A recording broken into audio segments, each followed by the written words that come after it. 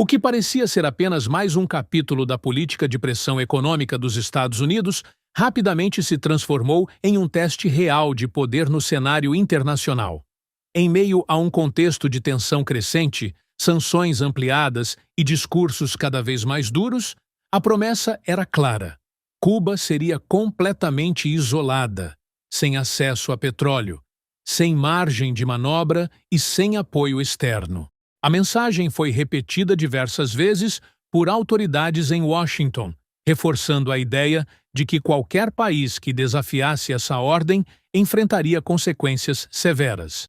A ruptura do bloqueio naval anunciado pelos Estados Unidos contra Cuba não pode ser interpretada como um episódio isolado, mas como um sinal claro de como as relações de poder continuam estruturando a política internacional de forma desigual.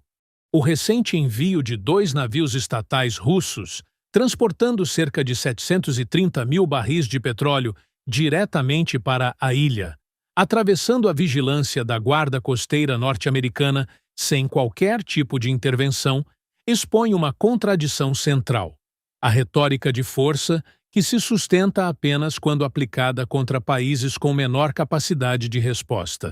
Durante meses, a administração de Donald Trump sustentou um discurso de endurecimento, baseado na Ordem Executiva 1014-380, que tratava o envio de petróleo a Cuba como uma ameaça à segurança nacional dos Estados Unidos.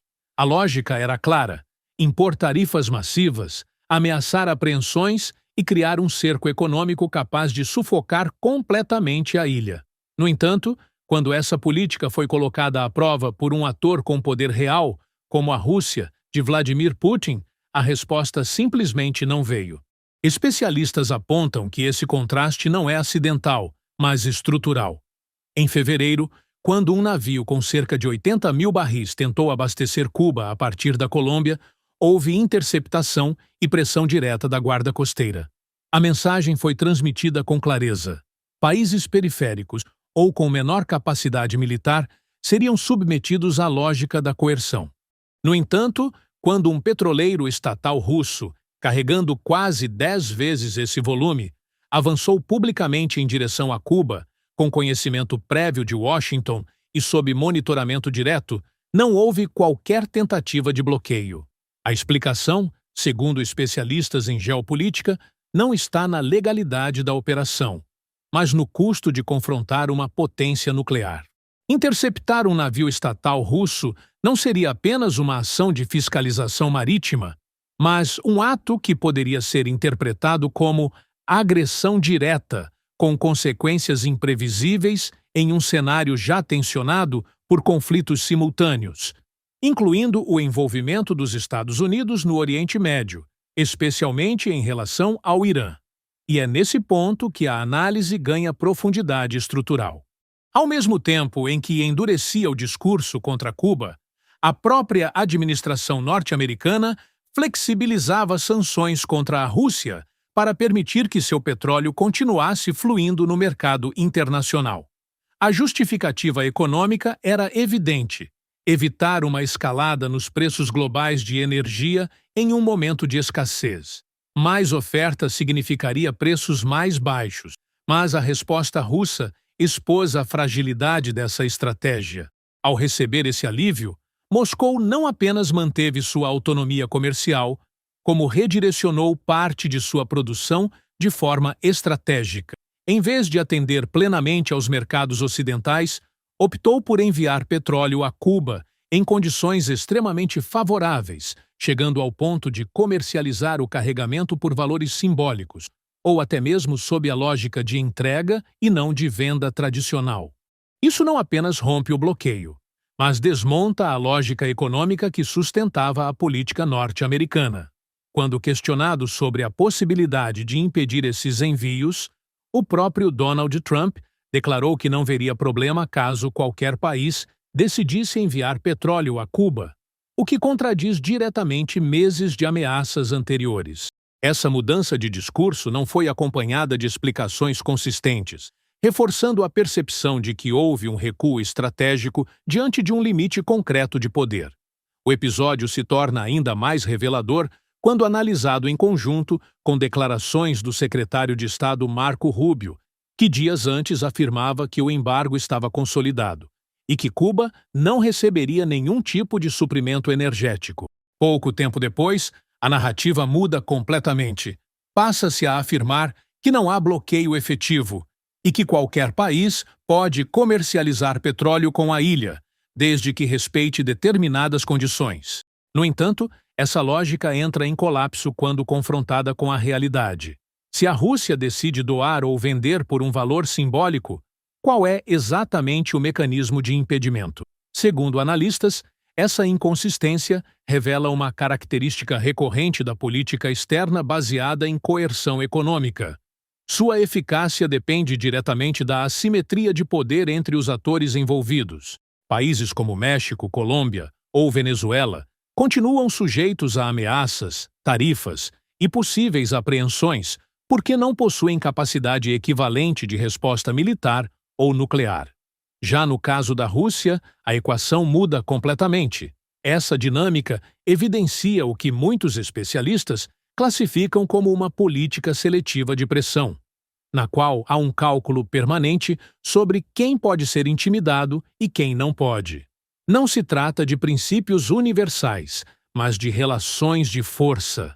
A coerência deixa de ser um elemento central, substituída por uma lógica pragmática que prioriza evitar confrontos diretos com potências capazes de retaliar. Dentro desse contexto, o papel do BRICS ganha relevância crescente. Países que integram esse bloco, como Brasil, China, Rússia e, mais recentemente, o Irã, passam a operar dentro de uma rede de apoio econômico e estratégico que reduz sua vulnerabilidade a pressões externas.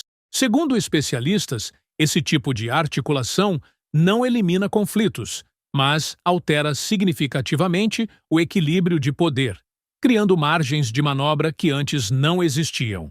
A situação levanta uma questão central.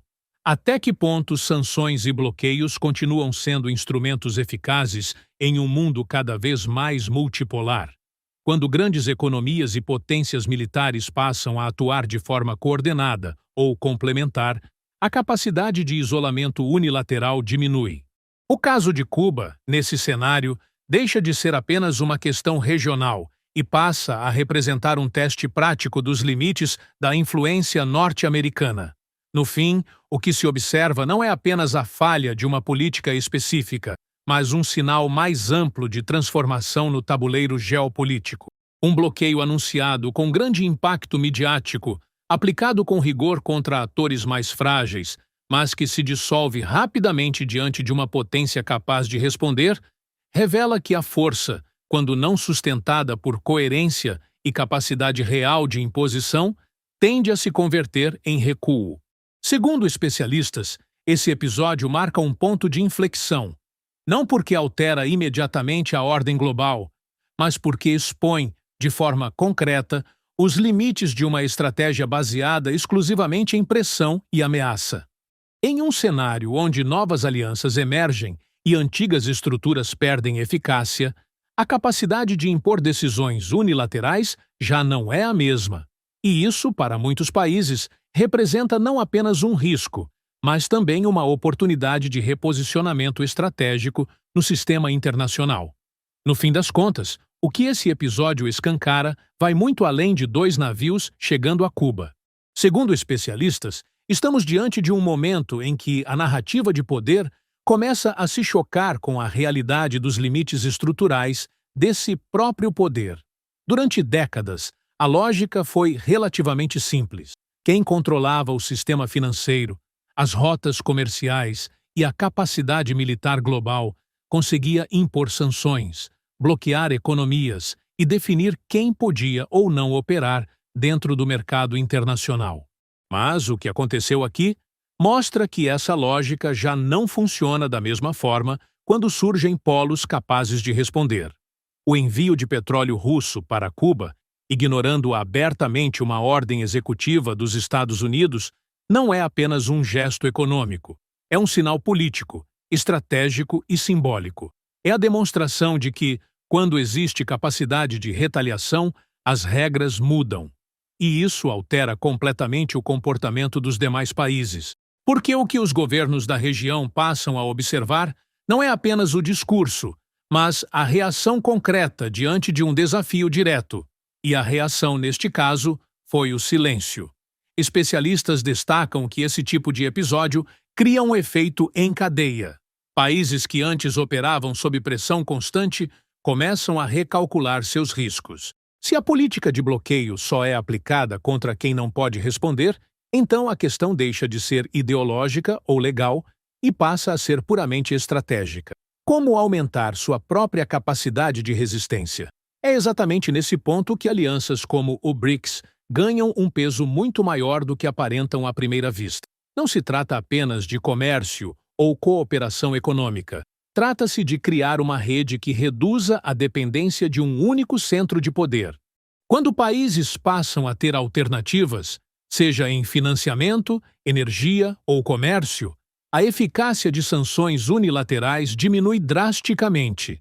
E o caso de Cuba, neste contexto, se transforma em um exemplo concreto de como esse novo equilíbrio começa a se manifestar na prática. Ao mesmo tempo, essa situação expõe uma contradição profunda dentro da própria política externa dos Estados Unidos. Uma estratégia baseada em ameaça constante exige consistência. Quando essa consistência falha, o que se perde não é apenas uma operação específica, mas a credibilidade do próprio sistema de pressão. E, segundo analistas, credibilidade é um dos ativos mais importantes em relações internacionais. Sem ela, cada nova ameaça passa a ter menos impacto do que a anterior. O mais significativo é que essa mudança não acontece com discursos ou declarações oficiais, mas com ações concretas, visíveis e impossíveis de ignorar.